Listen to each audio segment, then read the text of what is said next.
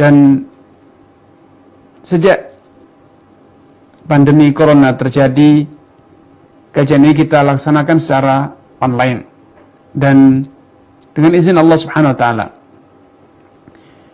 Saya akan melanjutkan kajian pada kitab Madnul Ghayah wal Ikhtisar, buah karya Syekh Al-Imam Abu Syuja' rahimahullah taala.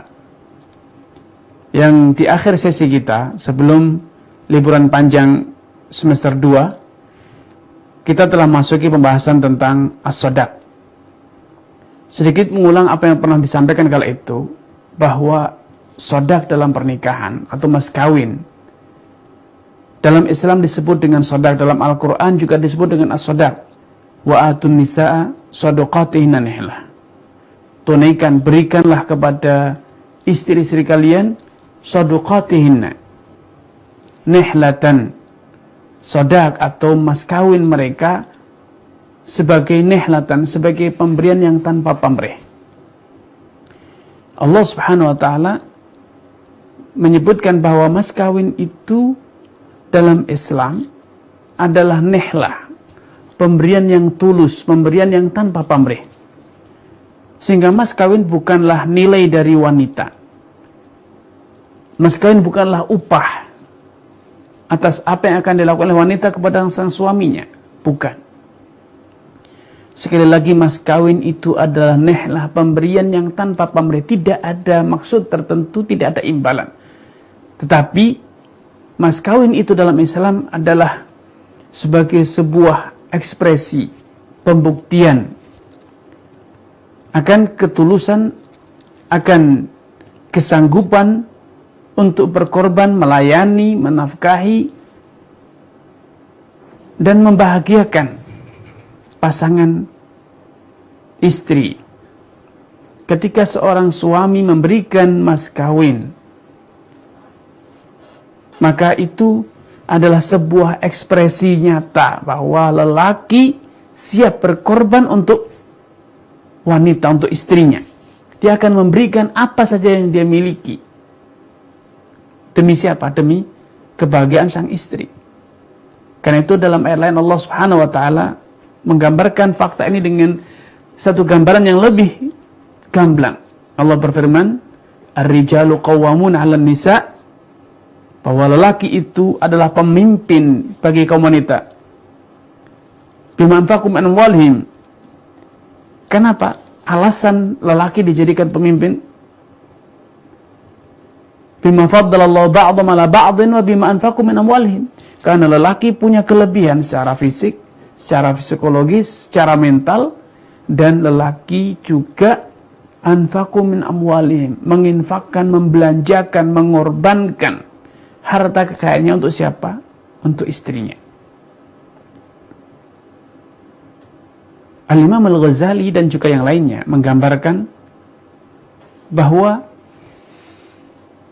suatu hal yang paling berharga, kenikmatan yang paling didambakan oleh pria adalah wanita yang solehah.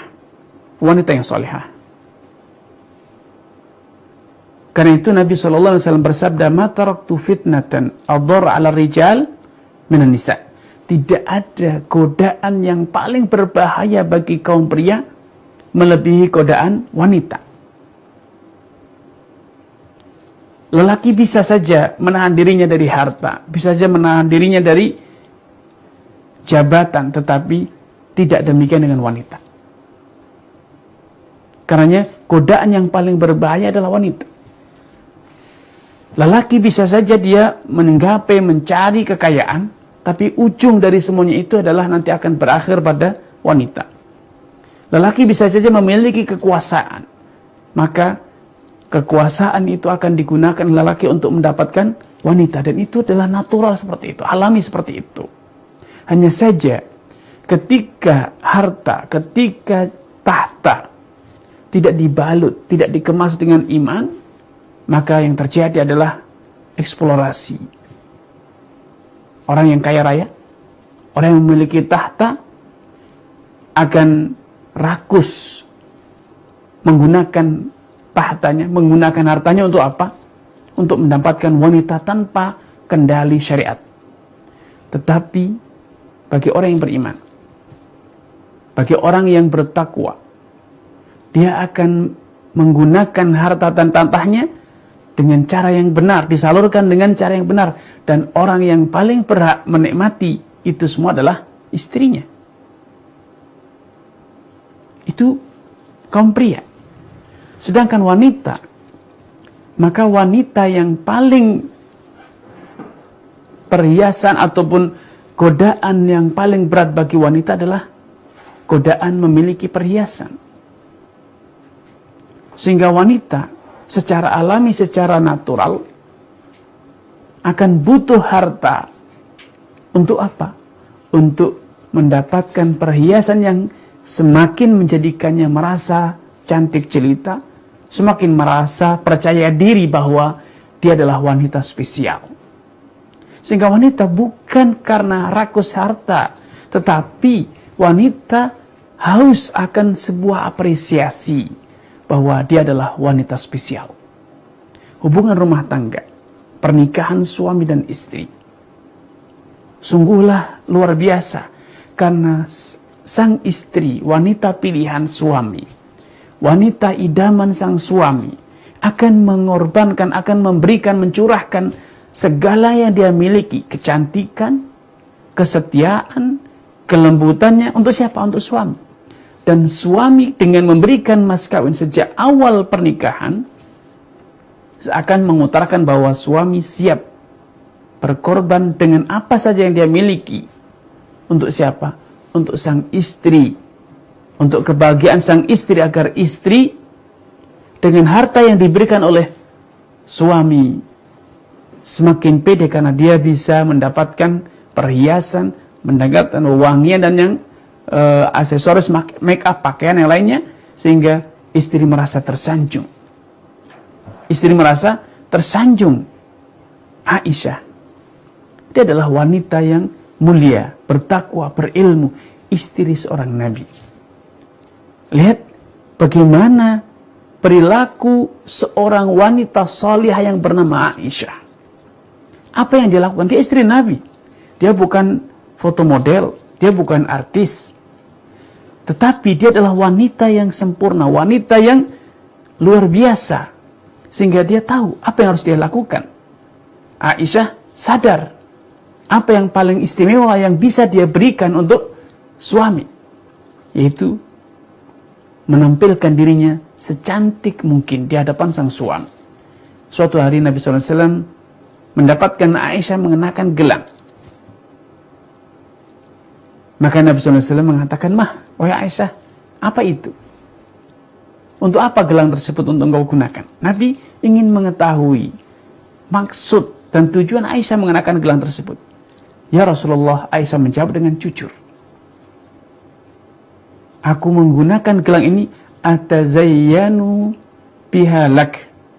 Aku berdandan dengan gelang tersebut untuk engkau ya Rasulullah, agar aku semakin cantik, semakin menawan di hadapan ya Rasulullah SAW." Itulah hubungan rumah tangga.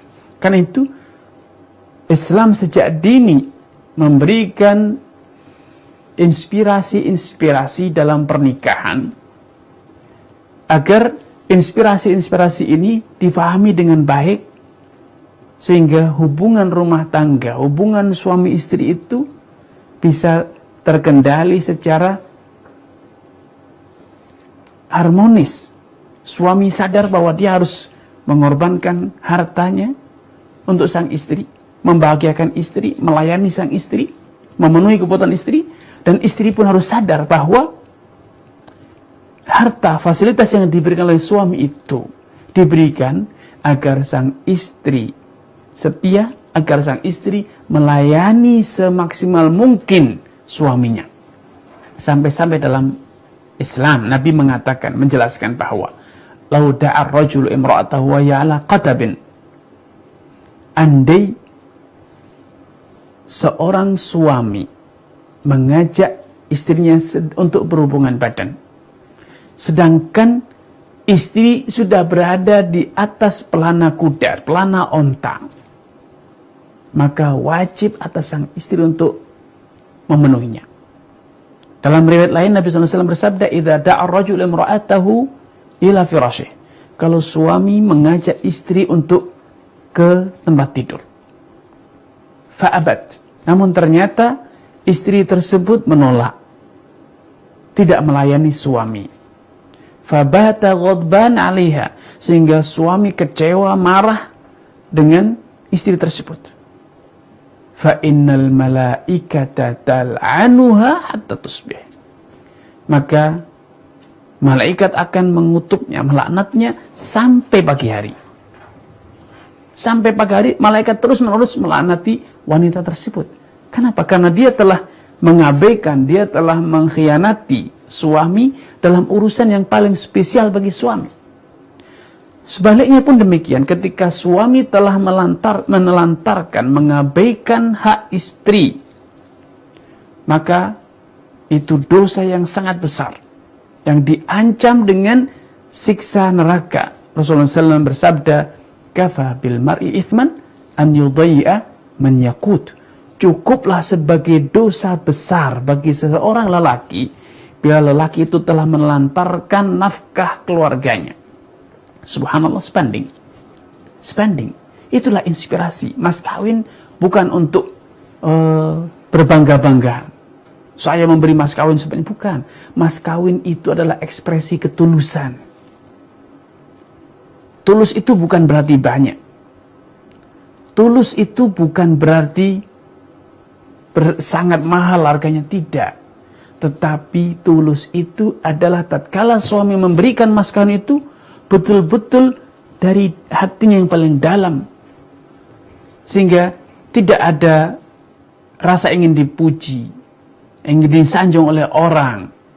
Sebagaimana sang istri, dia menerima mas kawin itu bukan karena dia sedang menjual dirinya kepada suami, sehingga terjadi barter, tawar-menawar. Tidak.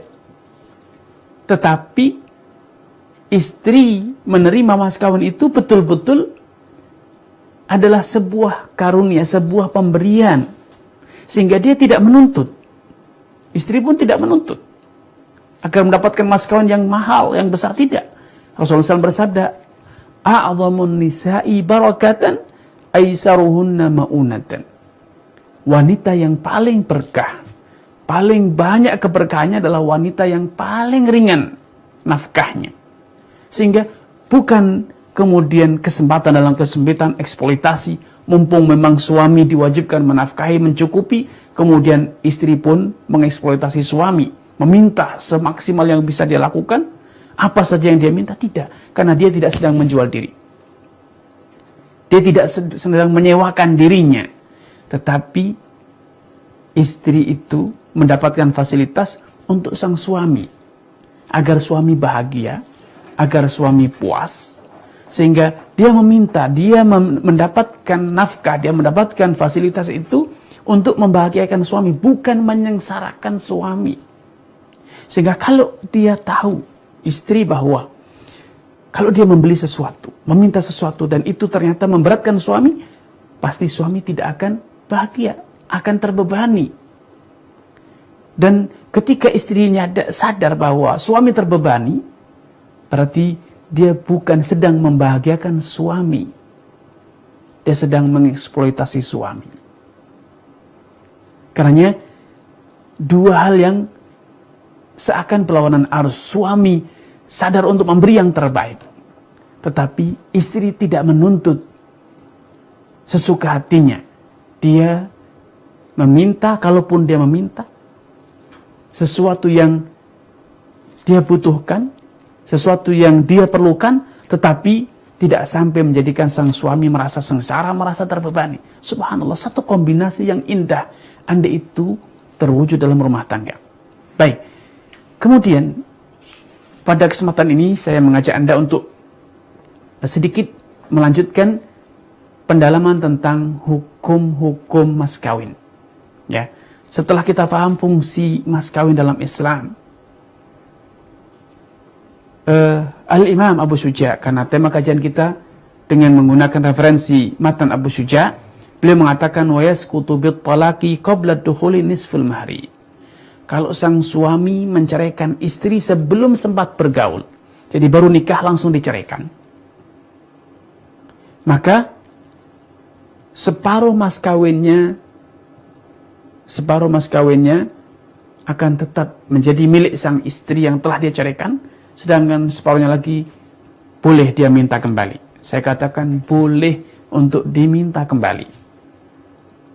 Subhanallah. Ini sebagai bukti lain lagi bahwa mas kawin bukanlah nilai seorang wanita, bukan upah seorang wanita.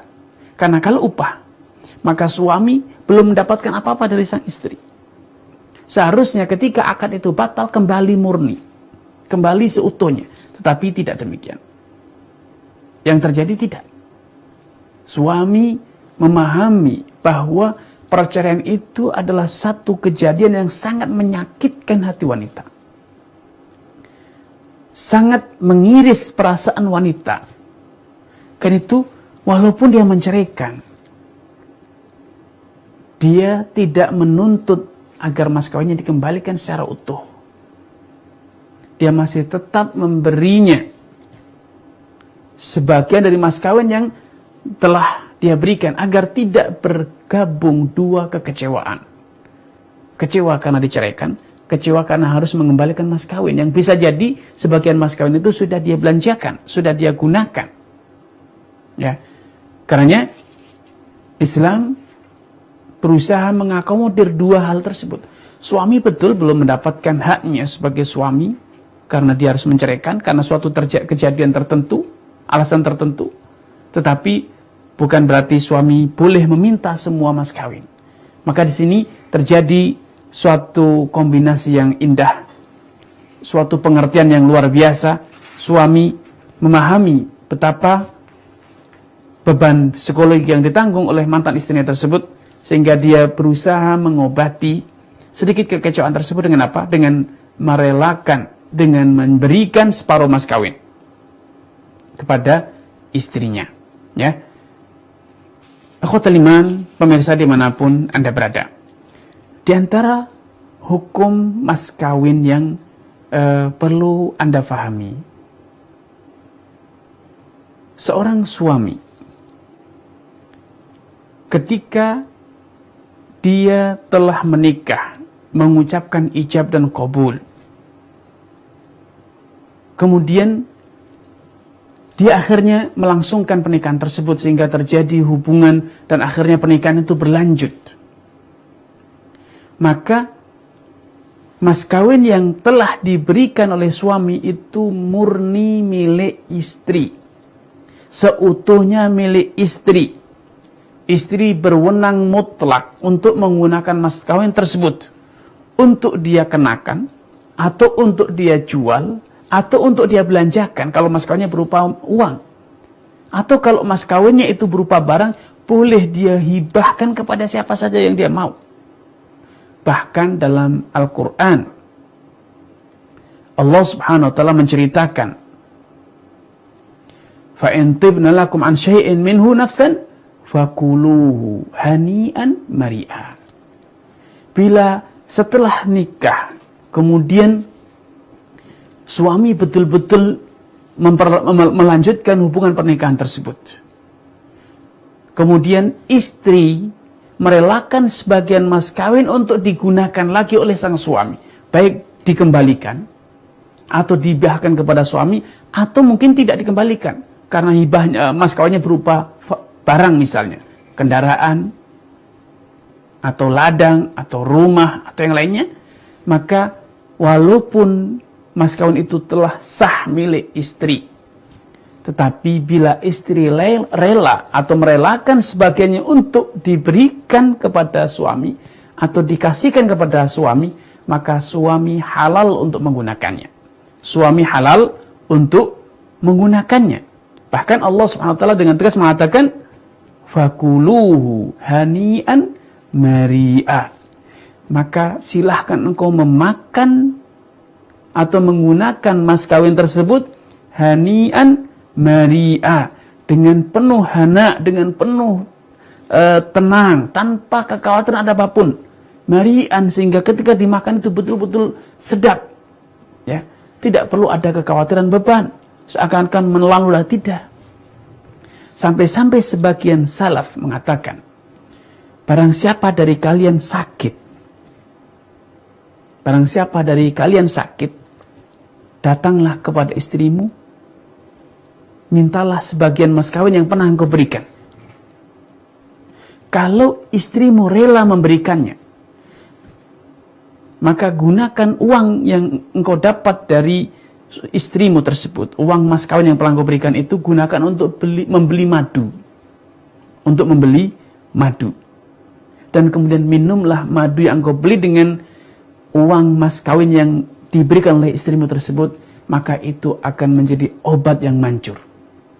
Kenapa? Karena dalam Al-Quran Allah telah menggambarkan bila istri merelakan sebagian mas kawin untuk digunakan, dimakan oleh sang suami, maka Allah katakan fakuluhu hani'an mari'a. Silahkan engkau menikmati makanan yang engkau beli dengan mas kawin tersebut, dengan sebagian mas kawin yang diberikan kembali oleh istrimu itu dalam kondisi hani'an bilhana. Betul-betul engkau memakannya, menyantapnya itu dalam kondisi sehat walafiat, dalam kondisi tenang tanpa ada kekhawatiran, mari'a, dan betul-betul mengenyangkan, betul-betul berguna makanan tersebut. Subhanallah, ini salah satu pendalilan yang luar biasa, salah satu istinbat, salah satu pengambilan analisa yang sangat tajam. Karena makanan asal, madu, selain dalam Al-Quran dikatakan sebagai syifa, sebagai penawar penyakit. Tapi ketika madu itu dibeli dari uang pemberian istri, dari sebagian mas kawin yang telah Anda berikan kepadanya, Allah subhanahu wa ta'ala menyebutnya dengan makanan yang hani'an mari'ah. Allah merestui.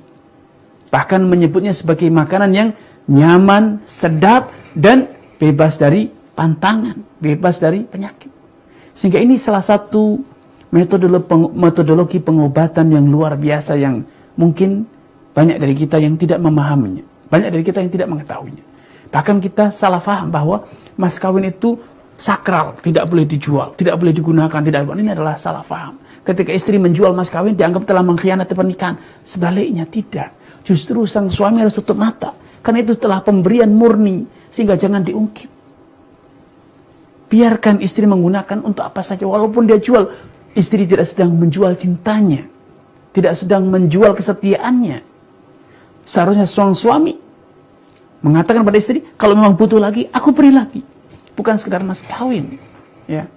Memang mas kawin itu harus digunakan. Kalau memang perlu, boleh dijual untuk memenuhi kebutuhan sang istri, karena suami tidak sedang membeli cintanya istri dengan mas kawin, sebagaimana istri tidak sedang menyewakan cintanya kepada suami dengan mas kawin yang dia dapat.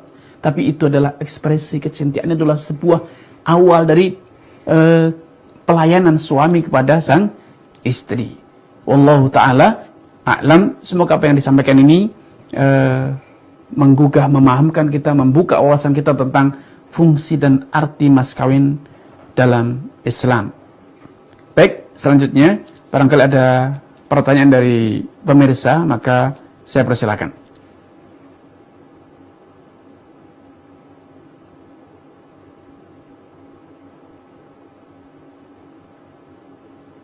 Sona, suaranya tidak terdengar, Sona.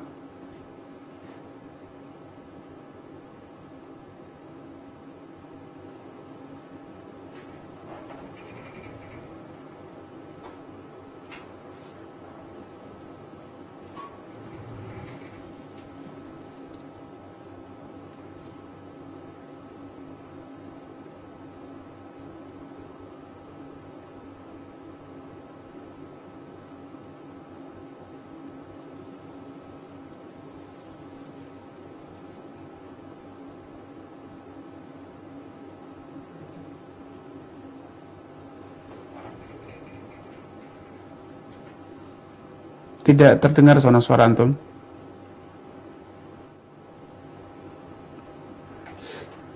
Mungkin dilepas saja headsetnya, Sona, dengan mic dari laptop antum saja.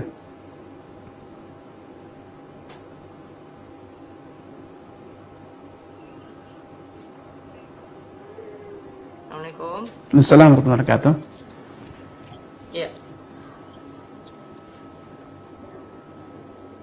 Saya bacakan pertanyaan Ustaz. Izin bertanya. Semoga Allah menjaga Ustaz dan keluarga beserta tim kajian hari ini. Bagaimana hasil uang yang dihasilkan dari seseorang yang masuk ke perusahaan menggunakan ijazah SD orang lain? Apakah penghasilannya haram? Ya. Beliau sudah bekerja kurang lebih 30 tahun di perusahaan tersebut. Jika ijazah tersebut hanya formalitas untuk masuk perusahaan, apakah penghasilannya bermasalah saja? Baik. Baik, barakallahu fikum wa athabakumullah. Bila memang ada manipulasi data menggunakan ijazah orang lain, maka solusinya adalah kita bertobat dan mengakui tindakan tersebut kepada manajemen perusahaan. Kalau memang manajemen perusahaan mengambil satu keputusan untuk memberhentikan Anda, maka itu resiko yang harus ditanggung. Tetapi ketika pihak manajemen kemudian mentoleransi karena mereka mengakui skill dan membutuhkan skill Anda, maka itu sepenuhnya kewenangan dari manajemen. Intinya segera koordinasi dengan manajemen perusahaan untuk mengakui fakta tersebut, dan apapun yang terjadi maka terimalah sebagai konsekuensi taubat Anda, wallahu taala alam. Ada pertanyaan kedua. Assalamualaikum Ustaz, apakah mahar bisa dicicip Ustaz? Dan apakah sudah jatuh tempo kreditnya? Sementara suami belum mampu, apakah boleh suami membujuk istri menghalalkannya? Baik. Ya, mas kawin itu boleh dihutang. Dan hutang mas kawin itu bisa dibatasi dengan waktu tempo tertentu, dibayar sebulan, 2 bulan, setahun, 2 tahun, bahkan bisa dibuat open ya, tanpa batasan waktu, ya. Bahkan para ulama mengatakan kalau kondisi mas kawinnya terhutang dan tidak ada batasan waktu, maka jatuh temponya itu adalah ketika suami meninggal. Itu jatuh temponya. Ketika jatuh tempo suami meninggal, maka utang mas kawin itu menjadi hak pertama yang harus dibayar dengan warisan yang dia tinggalkan. Namun demikian, kalau istri merelakan mas kawin, memaafkan sebagian atau seluruhnya, maka itu seutuhnya adalah hak istri untuk memaafkannya. Sehingga suami boleh membujuk atau meminta, kalau memang itu atas kerelaan istri memaafkan sebagian atau seluruhnya, maka itu adalah hak suami atau hak istri, kewenangan istri.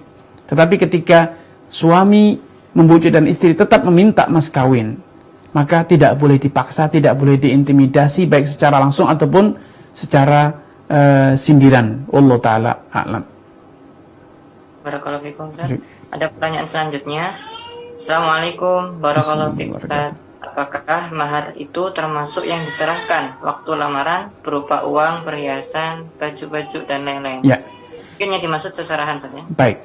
Ya, di sebagian masyarakat, termasuk di Jawa dan berbagai daerah, ketika lamaran, sang suami membawa hantaran. Ya, membawa hantaran berupa kadang pakaian, kadang perhiasan, kadang makanan dan lain sebagainya. Maka itu tidak terhitung sebagai mas kawin, itu adalah hibah. Itu adalah hibah.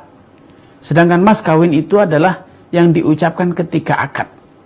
Yang diucapkan ketika akad, kecuali ada kesepakatan terselubung, kesepakatan di bawah tangan bahwa hantaran itu bagian dari mas kawin. Karena tidak ingin ketahuan oleh masyarakat banyak mas kawinnya mahal, mas kawinnya banyak, maka sebagiannya dirahasiakan. Yang dibunyikan ketika akad hanya sebagiannya saja. Ini masalah semacam atau kondisi semacam ini di kalangan para ulama diperselisihkan hukumnya. Apakah mas kawin yang dirahasiakan atau mas kawin yang di bawah tangan tersebut dihitung sebagai mas kawin, atau yang diakui sebagai mas kawin adalah yang diucapkan ketika akad saja?